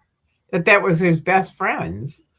Well, because I remember thinking, but this all wasn't known at the time. So when Pat and Annie come out, Pat did up that loyal officer flag order, making himself loyal officer 1 and Annie 2 and Hubbard the admiral. Pat made that up. I'm sorry to laugh, but it's like, yeah, it's kind of unbelievable when you think of. Yeah, and so then when you're in that position, when you've got two people who are thought to be in charge, one of them's drinking, the other one's not doing her job, and all your good executives have been pulled up there, and they're all up there drinking away as well. It's like, what the hell? I got to come in and save this place. So that's where DM, he had many faults even at that point, because even during the whole Mission Network takeover and the finance police, Hubbard was telling DM what to do based off of DM's reports. Oh, okay. So it's DM's reports going up there, making these mission holders sound so criminal that Hubbard is telling him what to do and create a finance police. And that was what Hubbard instructed DM to do. And what they did was more destructive to the Mission Network than anything else. But that was based on Miscavige's reports, right? Yes. It was all based off his reports. So Hubbard didn't follow his own data series of multiple viewpoints. He just took DM's because usually a messenger doesn't exaggerate. You just tell it as it is. But DM was exaggerating to show how great he was. And they've come in and they've done this and they've done that. And we've also taken over the Guardian's office and so forth. So Hubbard's now got his trust in DM because he's saved the day. Okay. Okay. But yeah. So that then builds up. And yeah, that's just what it is. And then DM gets the power. And he worked with everyone in the beginning, but then he started going weird and he'd stare at people and, oh, he couldn't look at me. He's got withholds. And it just started getting out of control Yeah, on he really on got his whacked out. own, yeah, on his own lack of being able to handle power. Right. Right. Well, Yeah. thank you. All You're right, now welcome. here's another question for you, Janice. This is from YouTube watcher here. I believe it was you are known as the Oracle. You are? Can Yeah. you explain this nickname? Yeah, that's because I have so much knowledge, as you've seen. Uh, some of the old timers, like Kathy Kurataki, she's the one who came up with it, actually. The Oracle. Kathy and Rob Williamson, they started calling me the Oracle. Now there was someone else who was calling themselves the Oracle, but they were public and they really didn't know anything. But yeah, so I was referred to as the Oracle, and on the different chats they say, "Oh, let's check with the Oracle," when they're trying to figure out what happened or whose name, you know. So yes, Right. Well, you do know a lot of stuff. Let's face it. yeah, I do. You know. Yeah, so that's good. I like that, the Oracle. That's a good. It's funny. All right, now here's another one. Let's see. This is, oh no, wait a minute. Comment, Yeah, Janice. I know many of us hope to hear from your brother and sister. I hope they support you with continuing to share your story and supporting so many. they Where's do. that at? They do. Good. Huh?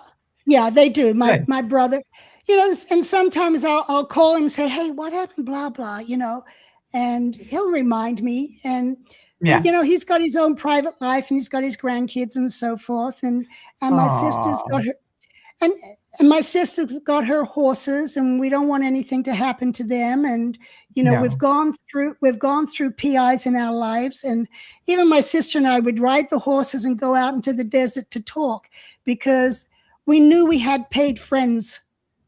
Right. And you know, these were friends that were being reporting on us back to the church. Um, So you I know, so love that she's with your horses, though. I love yeah, that. You guys look so great on them too. I mean, that was my original goal in my life was to get a horse. yes, horses, yeah. Yeah, Yeah. they're really I don't great. have They're one really anymore. She got old and I had to put her down, but my sister still has. Well, she finally is down to, I think, 3 horses now. And that's a she lot just though. sold. Oh, she's had up to like 16 or Really? yeah, sometimes I go, "How many horses you now got?" "Oh, 8, you know. That's wild. That's really Yeah. wild. All right, now let me check. Didn't LRH call himself the kid? I haven't heard that. Yeah, LRH used to call Miscavige the kid. Oh, he called When Miscavige he the first kid. showed when he first showed up at La Quinta, you know, 16, 17 years old, yeah, he was referred to as the kid. Yeah. And that And was your Hubbard who husband, did that. and then this is another one. Wait a minute. Now it went away. Okay, Janice's comment husband. actually saved DM's life. Wow. Yeah. When he had a severe asthma attack. That's Yes. cool. Yeah, we were sleeping and Shelley came banging on the door to get Paul up because Dave was having an asthma attack. And Paul immediately got him to the hospital and got him taken care of. And Wow. then people have said, "Gee, thanks, Paul." they said that years later, you know, we'd all be sitting around nattering about what we did. Or Oh God, so many things. All right, so now here's another one from Sieglin. She was in the Sea Org. Did you know Sieglin? I don't think so, not that name. Okay, not by that name. Anyway, how could Hubbard, being on perfect as As Scientologists believed he was, not have had a better plan for when he kicked the bucket.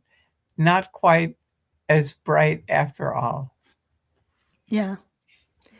You trust certain people and you get betrayed. Yeah. And I So mean, I think I say this all the time because my mother used to always say, "I'm never going to be in a nursing home. I'm going to go out on my yacht, take pills. That'll be it." And I was like, "Okay, it's like sounds like a good plan, but who knows what's going to happen?" And of course, her husband yeah. died. She got dementia, forgot the plan, and ended up in a nursing home. It's just sort of like so. I always tell people, it's like put in writing whatever you honestly want. Like they wanted to cut off her legs and they called me at work and they said, "We're going to have to cut off your mother's legs." And I said, "No, you're not going to cut off my mother's legs." And this was a Catholic hospital. And they said, "Well, do you understand you're interrupting God's work?" And I said, "I want you to listen to me very carefully. You are interrupting God's work by keeping these people alive way past when they should pass away because they have medicine now. They Right. can keep you alive Yeah. forever." And you know what Yeah. he said? "You're right." He said, "And she probably would have died on the operating table." So thank God they called me. You know what I mean? I was Yeah. like, Yeah. no. Well, and they probably would have done it just for the money, not for the patient. Right. But I always say put everything in a will that you have, that you want or Yeah. don't want because you don't know. All right. So you were Exactly. Oracle. You were an Oracle on ESMB? She's Yeah. asking that. You were? No, no, there was someone else that was using the name Oracle on EMSB. Yeah, I remember that. I remember that, but it Yeah. wasn't you. No. That was not me, but I was Yeah. referred to as the Oracle, but I didn't use that name. Right. Okay, now question Janice. This is from Ophelia 8. It says, Janice, can you remind us which year you left SO Scientology? I left August 1990 is when I left the Sea Org, and I escaped to my brother's, and I hadn't seen him in 8 years when I showed up at his house, and that's a Wow. whole nother story. Yeah. And then, for years after I left, I still believed myself as a Scientologist. Yeah. And then you peel your onion. And Right. That's a good name, peeling the onion. yeah, yeah, because it just comes off on layers. Yeah, it And, does. yeah, but what really helped though is, as I mentioned earlier, was what happened in Vegas during the Truth Rundown. That's what it was, the Truth Rundown in the Right. newspaper. Right. Yeah, Right. and that's when it kind of released me, and I was like, and then I started thinking of things and starting to write notes, and I was like, I'm going to do a book. And it took me 7 years to Right. get the first book Sure. released, and then Sure. 2 more years after that to do book 2, and then book Right. 3. I'm sorry, I haven't finished that. Long way, but I am working on the audio for book 2. Good. Yeah, the audio is a big deal, Yeah, I think. I think. All it right, now, absolutely is. yeah. And do they know where to get your books? Amazon. And I do, Amazon. if they go on to Peeling the Onion, we do have a merchant shop there where if you want it autographed, you can pay for it there Oh, for an good. autographed copy. Yeah, otherwise That's just go good. onto Amazon, put in Commodore's Messenger, Janice Gillum Grady, and it'll come up. Good. Both Good. books. Good. Good. Good. Good. Good. And how about the audio? Will that be on Amazon? Book 1 audio No. is on Amazon. Yes, Oh, when good. I do book 2, that will be on Amazon as well. Good. I didn't know Amazon had audiobooks. Oh yeah. Yeah. No. I'm way behind on the audio thing. I've been whatever. Anyway, Yeah. this is a question, Janice. Can you remind us what? Oh yeah, we already asked that. Okay, so Yeah, this we asked is that one. Lupid tape. Okay, that is such a telling statement. My sister and I used to ride our horses out into the desert to talk because we couldn't trust anyone, even friends. Wow, interesting. The safe Yeah. pointing of horses. Yeah, Well, I you know, love seeing you here's guys together. here's a funny story so people understand what I mean by having paid friends. When I talked about that private eye that came in as a loan officer, Right. later on, my sister was in Australia with Fernando, and Mark Fisher had moved to Texas, and Paul and I were still in Vegas. And he had introduced this loan officer, Dave LeBeau, had introduced us I to another. He had introduced us to another mortgage broker, and who did hard money loans with private investments. So we became friends with him, and he started joining our group, going out to dinners and all this kind of stuff, and hanging out. And his name was Jack. And one day I was talking to Jack, and I said, Jack, Dave isn't closing any deals with me. Is he taking them to you? And Jack innocently goes, oh, he's not here as a loan officer. That's just a cover. He's a private investigator, and he's in town on a case. And, you know, and I would kind of suspicious, wow. you know, thought, you know, something like that was happening. And here is Jack just innocently spilling the beans. And I said, Yeah, well, totally. how do you know this? Well, they go golfing together, drinking together. Oh, I went over to his apartment, which was across the driveway from our apartment. Oh, Of I've been over course. to his apartment, and he showed me all his eavesdropping equipment. He's got all this equipment to listen in on their telephone calls, and he showed me his license and his gun, and I'm like, But he was really a PI or not? Because oh I yeah, he just was a real remember hearing PI. his name on the internet, and I never knew him personally, but I heard Yeah, his name. I read his name on the internet, and people saying he was a private investigator. yeah, he was. He wasn't Yeah. at first, but the Scientology attorney hired him, and he got licensed and everything.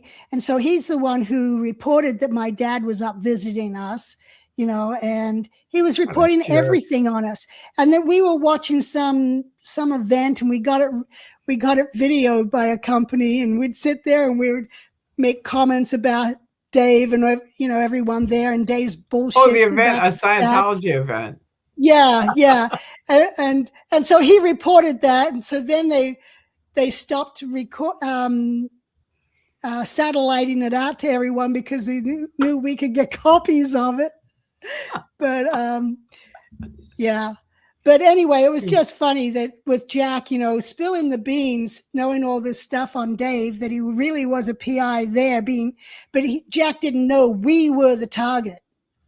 Right. Yeah. Only when the newspaper article came out on what happened in Vegas, and there's a picture of Terry and Fernando, myself, Jack, and Dave all in the same picture. I call Jack and I tell Jack, and Jack's like, I'm scared. And I'm like, Jack, don't worry, they're not after you. Yeah. I remember, I mean, they never really told me anything except you guys left.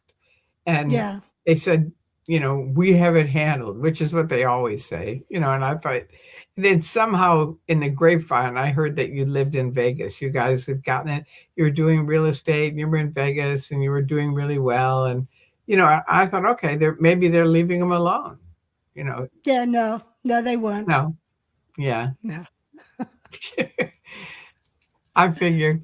All right. So now, did La Quinta ever get sold? Because I believe it is all run down and squatted now. Oh, La Quinta, no, La Quinta's nice. Paul and I went there in 2018. We went back there. Well, Paul had not been there before. The La Quinta Hotel purchased those houses that we had, but Scientology buy back Rifle, which was the house that Hubbard owned and lived in. So Scientology still owns Rifle. Each house had a name, but Olives and Palms and the ranch house and the date packing plant were all purchased by the La Quinta Hotel. And now where the swimming pool was at Olives, which is where I lived, that's now tennis courts. And Palms, the old house is there, and that is a little rundown. But where all of our date fields were, that's all tennis courts now. And the date Oh, packing plant tennis courts. It's quite a setup that they have there now. I've never been there. It's up north, right? From me? No, it's Or is it's that just out by Hemet? it's out by Palm Springs. You go Palm Springs, Palm Desert, Indio, and from Indio you go off to La Quinta. But was La Quinta between when Hubbard went up to the ranch up north? Because wasn't there one up north where he Yeah, died? Creston. That's Creston. That's Preston. years later. That's in the 80s. La Okay. Quinta was in the 70s. He purchased Okay. it in late 76 after he went from DC, and he went to LA, and then from there he went to La Quinta, and we were in La Quinta. I was Were there you there? 77. Yeah, Wow. yeah. And I was there until we moved in the end of 78. We And what was moved your over job to, there? I was a messenger, Oh, senior messenger. Yeah. I was with Hubbard every day, except for when I went to the RPF as a List 1 RSer. That's a whole nother story. I sec checked the messengers at Flag in Did you? the 80s. Yeah, in the 80s. Yep, Oh, okay. I did. It was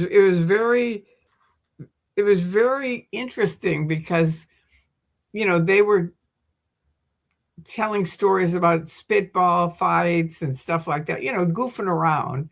But then Yeah. I needed something, and these other CO guys said, "No, you can't come down this hall." And I said, "I'm OT7.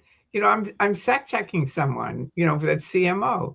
And they said, "Well, you can't come down there." So I thought, I'm going to go get my CMO PC. So I went and got him, and I said, "Can you get down that hall?" And he goes, "Oh yeah." And so he puts on his hat, and now he's like completely different, like from his Yeah. spitball, goofing around. And they're all like, "Yes, sir. Yes, sir. Yes, sir." All the way down the hall. It was so weird. So weird. Yeah.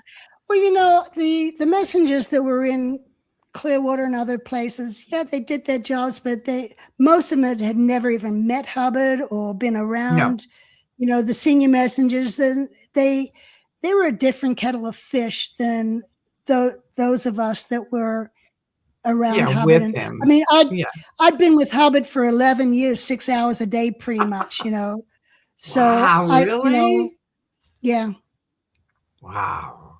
That's a long time to be with someone. Oh yeah. Well, and I started at 12. Yeah. Wow. Wow. Until in 1980 when he took off with Pat and Annie. I was with him all that time. Except he went to DC for a few months, but I was then in LA as his relay point and doing message runs for him through telexes. Oh yeah, that's right. And probably some of these people don't even know what a telex is. That's right. Can you imagine? I mean, our communication systems back then compared to now is just unbelievable. Yeah, totally. Very different. Like what? I even forget what a telex is. What was it?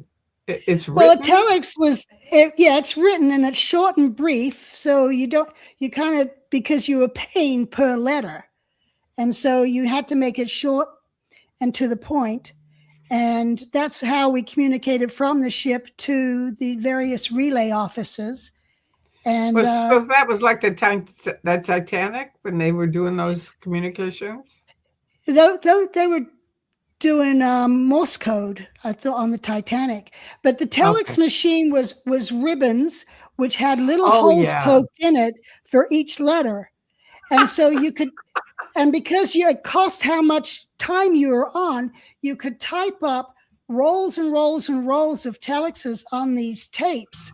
And then you dial up on the phone and it connects to the other telex machine, and then you just run the tape through and it just automatically spits out all these messages. Isn't that just amazing to think of then and now? It's Yeah, just so very incredible. different. I, Yeah, we used to use faxes a lot here in where, yeah, for me, and I'm a couple blocks from Disney. So every meeting, I would get pages, and our fax machine was in our bedroom. So pages and pages of all of their business reports. And right. I would call them up and I'd say, "Look, I don't work there, and you're using up my paper for my fax machine. Stop sending them." So finally, the president of Disney sends me all of his credit cards and his driver's license.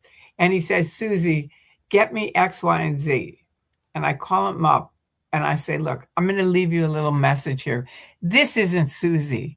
This is the lady that lives 2 blocks away from you that's been trying to get off of your, your report line for months." And I said, "Here's Right. the deal. Number 1, either get me off that report line or I'm gonna go out and buy a new car with your There you credit go. card and your driver's license. So you Right. decide." I said, "Number 2, Yeah. don't ever send all of your credit cards and your driver's license to anyone." As you can see, if it hadn't come to the right person, they would be Yeah, out charging stuff. They got me exactly. off that list Wow. real fast. Someone asked, yeah, it's a telegram. A telex is like Oh, a telegram. oh, okay. It's the Okay, and it same says, thing. It's through the phone line, and I in the did go old on Peeling westerns. the Onion. So this Yeah, person you is did. saying I Yeah. should go on, and you Oh, all can yeah. discuss cancer Yeah, and you did that. Scientology because the video Tori did on her own was very powerful and should be shared widely. Love you both. Okay, thank you. Yeah, I think Yeah. we did talk about medicine and Yeah, we and did. their lack of medical conditions. Yes. Yeah. But you Yep. could have me on again. Yeah, I'd love to have you on again. That'll be fun. I wanted to, but you ended up doing those protests and stuff like that and trying to get your system going.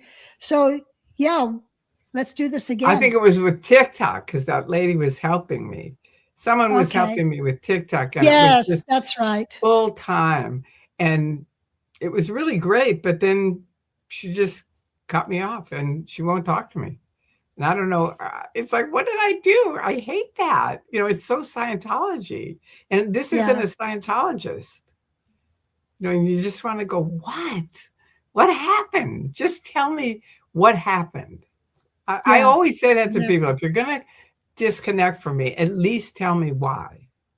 Because there's always, 2 sides to a coin. Exactly. Yep.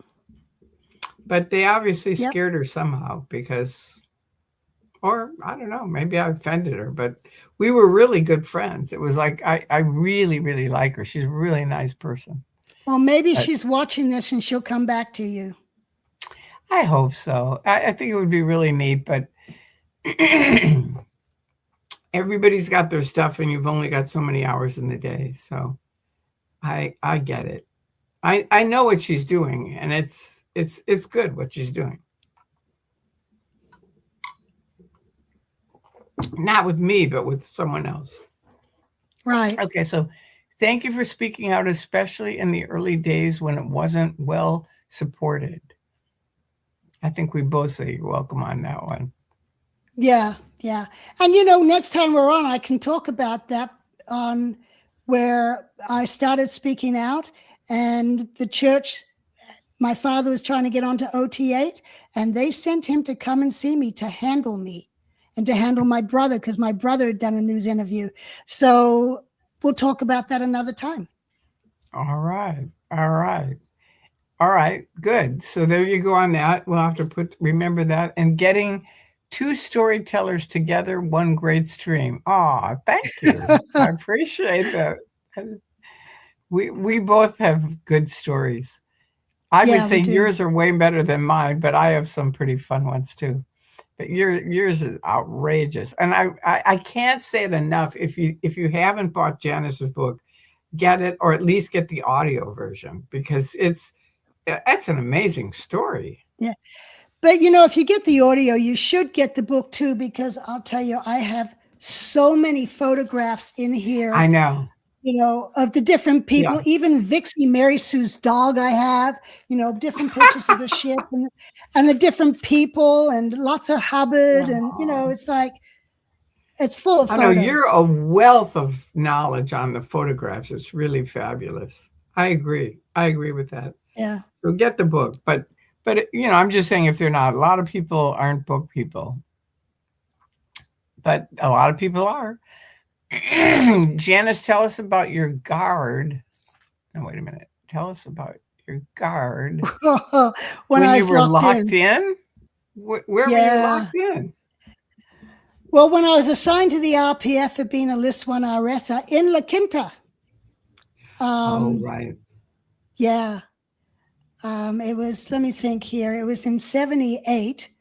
My mom had died in January 78. In May 78, I got assigned to the RPF and I refused to go. Good. And, but I was escorted to the RPF and I'm like, they all lived in this garage 3 bunks high. And I'm like, I'm not doing it. I will leave. Give me a routing form. I'm leaving. Good. And so because I refused to go inside, they put a guard on me. And at the Palms building, there was a driveway, there was a wall, a driveway, and there was date fields and then a road. So I was under guard in the driveway so people couldn't see me, you know, and I wouldn't upset them. And I would walk up and down the driveway and the guard would follow me up and down the driveway. And so every now and again, I'd break into a run and the guard would be running after me, you know. And you could probably run faster. Yeah. And then I was like, what am I going to do? I'm going to go see Maria Starkey. She was over HCO at the time. So I start walking off and the guard goes running in to get the bosun. Janice is going down, you know. And so he comes running after me and he stops me in the driveway. And where are you going? You can't go anywhere. And he put his hands on me. So I slapped him and I said, you keep your filthy mitts off me. And I turned around and started walking. So he calls an HCO bring order and he has them go get the 6 biggest guys you can. And so these 6 guys come and they just surround me. And, you know, little right. Me, I just turned 21. And, anyway, so then they're watching over me. Little do I know, they're setting up a hallway to a bathroom and locking all the doors around it. And it's right next to where Maria's office was. So they're like, they take me there to this building and I think, oh, good, I'm going to get to see Maria now. So I go in and the door locks behind me. I'm stuck in this little hallway with another hallway and there's a mattress in that little hallway and there's a bathroom. Wow. And that's it. Wow. And they would bring me meals and some vitamins. And I'm asking, well, what are these vitamins? You know, what are they trying to drug me or something, you know? And they give me some paper and say, here's some paper. If you want to write something to the case supervisor, you can write it. So instead, I rip the paper up into 52 pieces. And I make a deck of cards. And I sit there and I play solitaire all day. Or I'd go soak in the bathtub when I wasn't playing solitaire with my cards. And when they would come in, I'd slide the cards under the pillow so they couldn't see. Anyway, I was there. I was locked up for 11 days. And every night they had a guard on me. Well, every day, you know, they stood 24-hour watch on me to make sure I didn't escape. To check on you. Well, they'd come in and give me food. No. I mean, somebody on your side. That'd be like, where's Janice? There was just me. Everyone knew I was turned over to the RPF. All my friends, everyone knew I was turned over to the RPF. They wanted nothing to do with me. And then it's just too bad. Really? It was just me. I was on my own. Yep. And Wow. and one of the guards, Tom DeFore, and we interviewed Tom because Tom blew in the middle of the night while he was supposed to be guarding me. And I said to him later, I said, Tom, you should have told me, I would have left with you. Yeah, take you with But him. yeah, but he tells the story of how he escaped and that type of thing. And in the morning when the next guy came, Tom wasn't there. So then they thought Tom must be in with me. And so they come in and they're looking around. I'm like, what are you looking for? I didn't know that Tom had escaped. And he'd Wow. walked or hitchhiked all the way into Palm Springs. That's a Anyway, long so way. yeah, anyway, so I was locked up for 11 days and I got a letter from Mary Sue.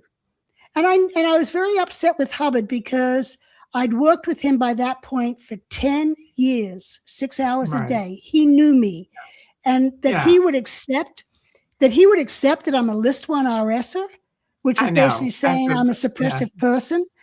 That right, that I felt so betrayed by him over that. right. And I knew that he knew because when I got Sue, she was in Los Angeles, and the only way she would have known about me was a letter from Hubbard. He wrote her every day. Wow. So I knew he knew. And then she, I grew up around her kids. She was my guardian on the ship, So she wrote me a letter. It was a 3-page letter in her small little handwriting. And I wish I had it. I sent it to my PC folder because Oh, getting her letter, I had nowhere to go. My mother had passed. My father was a right, Scientologist in good standing, and I had a good relationship with him, having, been in the Sea Org away from him. And so it's like, where would I go? I had right. nowhere to go. And so when her letter came, I went, okay, I'll stay. What I'll do the RPF, I'll stay. So I resistantly went into the RPF, and that's a whole nother story. And I stayed another 11, 12 years. Wow. I Yeah. know, it's amazing to hear this. That's true for a lot of people that when on the RPF got out and then went back. Yeah. But that was Yeah. like, you remember Vaughn Young? Yeah. I knew Vaughn. Yeah. Yeah, he was a writer for the Freedom magazine, and he called me every night when I first escaped out. And and I said, "What's the deal?" And he said, "Well, I'm really worried about you, Tori. I'm worried you're going to go back in Scientology because Right.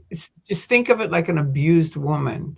And that's kind of how people who get out of a cult, they're like abused people. And some many times they'll go back. And I realized that in those days they did. But I said to him, I said, I want you to listen to me very carefully.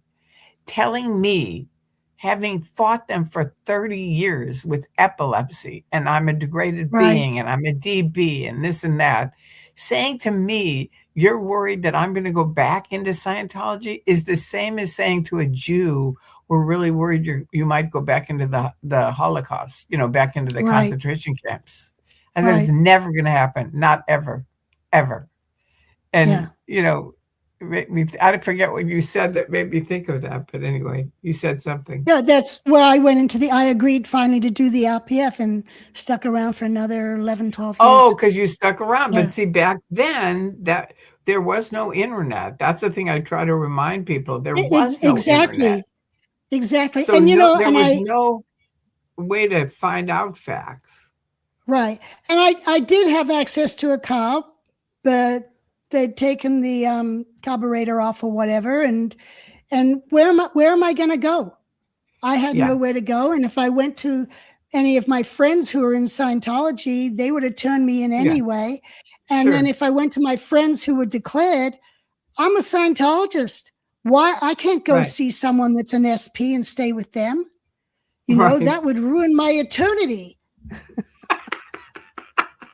See, I'd already ended that in 97. I didn't escape out till 2000. But in Right. 97, I quit OT7 because my last CS was see if you can walk down the street and not think about your case. And I met with a bunch of CSs after we at Spanky's after I got out, and they all said that is the squirreliest CS we've ever Yeah, heard. I that mean, that it's like is. don't think, don't think about an Yeah, elephant. yeah, exactly. So I Yeah, got to the first driveway, the second driveway, and then I just went, that's it. And I did, Hubbard had a thing on OT7 where you could do this scissor tack. Have you ever heard of that? It's like this spiritual telepathic oh scissor. yes, yes, So you could yes, I've cut the done that. lines to a BT Yeah, or clusters. So I just did this giant scissor tack and I said, I am done. And I want you to listen to all of me, whoever you are. I am done right, not just for this lifetime. I am done for lifetime after lifetime after lifetime. I will never right, do this shit again. And I've never had any like, oh yeah, I wish I could go in auditing. It's like, no, there's yeah, other ways you can have spiritual gain without being in Scientology and doing auditing. And most of it right, for me, it right. didn't work.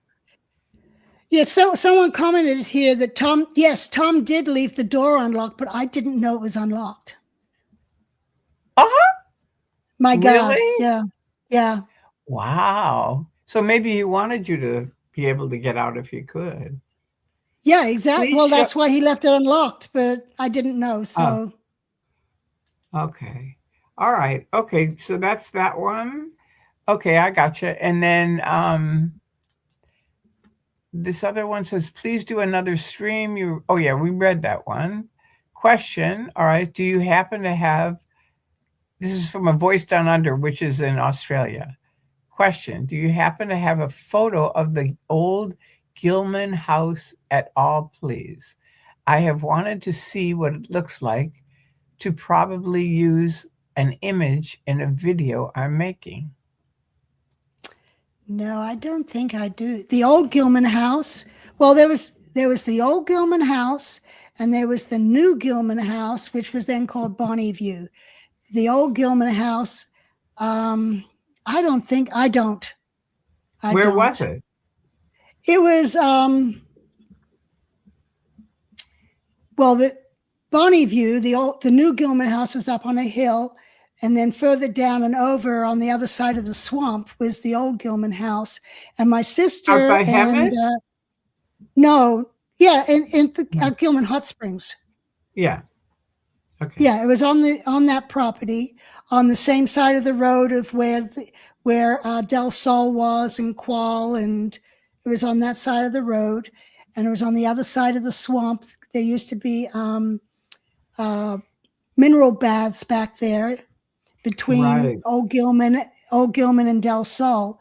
There was mineral Right. baths on a path there, but my sister and Chris Byrne and Betsy Byrne, they had horses out by Old Gilman, so there was corrals Oh, out there, and but I don't have any pictures of it. okay. Yeah. Well, somebody will. Question, Janice. So, did your list one RS ever get handled? I'm sure that's another great story. There was I guess it was There's nothing there. there was nothing, and they actually found it was a mechanism in the meters that was triggering off the RSs. So it Yeah. was a I heard malfunction. that in one of your videos that somebody was Yeah. saying that. Yeah. Wow. Because apparently a bunch of the staff got, you know, put on the RPF for that. Oh, a bunch. It was like nearly everyone was going. It was like everyone was wondering, oh, am I next? How come I haven't been sent? Why is he? And then it was Kimma who pointed out to Hubbard something is wrong, that all these people are going to the Good. RPF. Yeah, because they're And good people. yeah, exactly. But it was getting to a point. It was a skeleton crew left because everyone else was in the RPF. Right. Right. All right. A voice down under says, no worries. I'm doing a video on Diane Morrison. Morrison. Oh, okay. Cool. I remember Diane and Sean Morrison. I don't know them. Yeah, I they don't think were I've ever. yeah, they were at the base in Okay. Gilman Hot Springs. Yeah. Yeah. She died. Amazing, Janice. Oh, she Yeah, did? yeah. Oh. That's probably why they're doing the video. Did they do a thing for Heber by any chance? I wanted to ask you that. Did they do a ceremony for him? I don't know. And actually, when we did that video on Heber, we thought he'd just passed. No, he died October 25. That withheld it that long. God. And they Wow. hadn't even told the family because the family found out from Tony's. Well, I called two of them when I found out, but the rest all found out from Tony's article that he wrote. And they were passing that around between each other, and discussing the whole thing. No one had told them. And Kathy Frazier apparently is the executor. So what have they done with Heber's belongings if they haven't even contacted his full blood Family. sister or his half siblings? What have they done with his belongings? Yeah. That should all go to the families, just like with Annie. When Annie passed away, they never told her sisters. The sisters never got Annie's belongings or anything. So what do Oh, they it's do with so it? gross. I know it's so Yeah, gross. There was a guy named Steve Miller who worked at AO in cramming, and he was a bit of a gossip hound. So he would get information while he was doing cramming. People would go in there for correction, and then he'd always chat with people and get all this stuff. And I'd be walking along the street, and he'd come running out, Tori, Tori, Tori, you're not going to believe who's dead now. This is in the 90s. And I'd say, who yeah, now? And he'd start listing out all these people that were friends of mine or people that, not like real close friends, but like Sea Org staff that I knew and had hung right, around with and stuff like that. It was awful. And I went to see Dr. Dank. I said, look, what the heck is going on? And he goes, come on in my office. And I said, look, all these people are dying. And what's going on?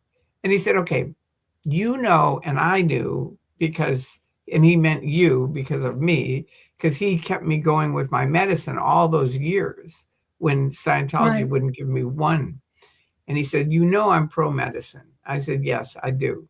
So he said, okay, these people, when they come in, if they have cancer and they don't want to do a medical handling, I can't make them.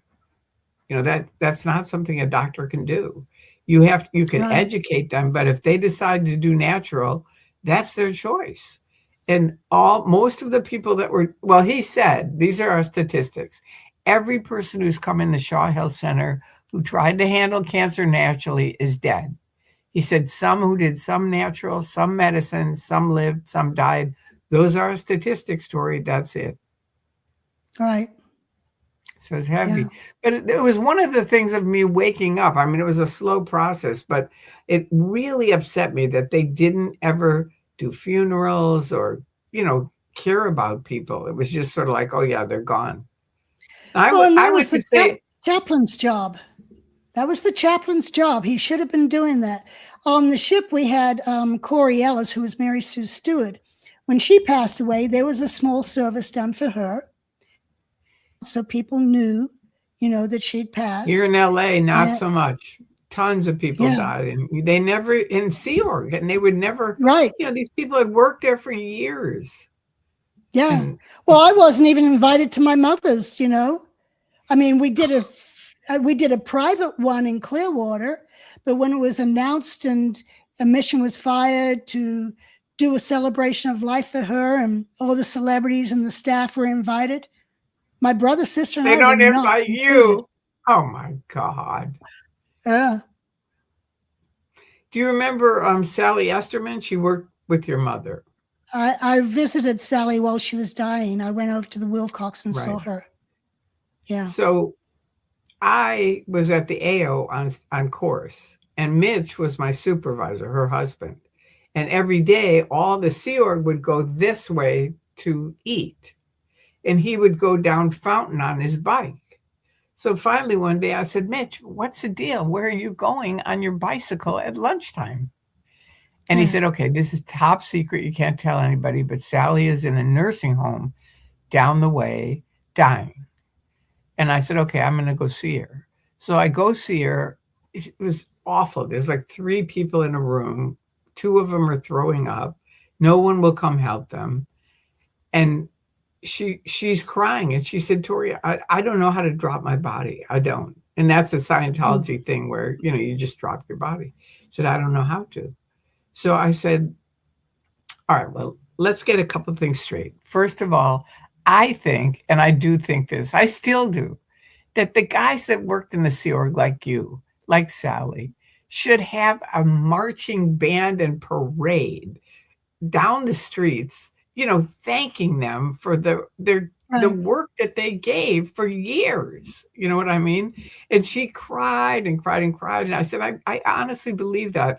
And I said, I'm going to tell you, thank you for everything you've done, because I'm going to talk to hundreds of people that loved you and they don't know you're here. So I'm going to Right. thank you for them. So we had a big cry on that. And then I said, okay, now Yeah. let's get a couple of things straight. Do you want to come back in the Sea Org next lifetime? And she looked at me and she goes, hell no. I said, okay, so we got that straight. So what do you want to do? So she told me a few things she wanted to do. And I said, okay, good. So at least you've kind of got a little plan for, future. And there you go. And I love you. And that's it. And I left and she died about a week later. Yeah. So No, I think it helped I her. love, I do. yeah, I love Sally. She used to be my mother's communicator. Right. I know Yeah. she, She but she had made me mad at her once because she started answering my letters as if she was my mom, because my mom was oh, off on tour. So she didn't want me not to hear. So she would answer the oh, letters. And I'm like, this doesn't sound like my mom. yeah, this And then isn't I my found mom. out that Sally was answering. I'm like, I'm not writing to No, Sally. I'm writing to my mother. But, no. it was just the goodness of her heart where she felt I Right. needed an answer. Yeah. Yeah. Yeah. Well, that's amazing though about Heber that he died in October. I Yeah. can't even remember when we found out, but I think it was like a month ago, right? I don't even think a month ago, maybe 3 weeks ago or something like Yeah. that. Yeah. It was just Yeah. recently. Yeah. So that's like Yeah. But no, October, November, It was December. October. Yeah. So, That's like almost yeah. a half a year. Yeah. And there's no celebration of life that I've heard of. And Oh God. I did run into someone who he's wealthy enough that, he'd probably be invited to such a thing, but he didn't know of anything. Wow. That's disgusting. Miscavige, if you hear this, that is pathetic. That you are Yeah, such an egomaniac that you wouldn't do a ceremony for Heber Gents, who gave his exactly. most of his adult life to the church. Yeah. He was a Yeah. good man. He was. He was a Really very good was. man. I had, Yeah. he cut me off when I blew. But Right. even up to the day I blew, we'd had breakfast together and hung Oh, out, and he was up at Int at the time, and oh, I had a good relationship with him as my yeah. stepfather. Yeah, he was a Yeah. good guy. Yeah, and your parent, I mean, your mom was great. Peter, I thought was great. I mean, you have a good family, so that's good. And you're going to have some grandchildren. So that's Yes, I am. exciting. Yeah, I'm going, my daughter's in Kansas, so I'm going to go there 2 weeks before the little boy's expected to arrive in case he comes early. I'll be there. Oh, And fun, fun. And then 3 weeks afterwards, my son and daughter-in-law are having a baby here in Vegas. So once he's born, I then got to come back to Vegas and hope You they know, don't have it while I'm gone. that's so great. It's so great to hear. I mean, it Yeah, really is. I always knew you had a great life, but it's been fun to hear the stories. It really has. So thank you for coming on. Thank you for doing hey, the interview. I've enjoyed it. Thank you for inviting me, and You everyone. Thank you for tuning in and listening and going along with sure, us. It's been sure. fun. Yeah, it's been fun. Yeah, And for anybody that missed the live, you can leave comments and please do, because I read all of them. I really do. So anyway, we'll do another one yeah. soon. Okay, that'll be And fun. and you take care of you with the you're a grandmother, right? That's what you'd Yes. be? Yes. And what are I'll they gonna be call you? I am. I have a 6-year-old granddaughter, and Oh, she calls me, she speaks clearly, so she calls me grandma. So the aw, others will probably do the same thing. But, as yeah. time went along, she starts with Ma, and then Granny or Janny. Oh, Granny Janny was one of them. I like I that think one, her Granny I Jenny. think her father put her up to that. She comes, "Hi, Granny Jenny." Oh, cute. Very cute. Yeah, I don't know, it kinda sounds like a kid, though. It does. All right. yeah. Well, anyway, everybody's saying thank you. And if you want to leave comments, please do afterwards. And thank you for coming on and sharing your stories. Thank you, Tori. You're Bye. welcome. All right. I'm going to do the end stream. All right. Here it is. I always Okay. forget to start it and end it. All right. End stream. There you go.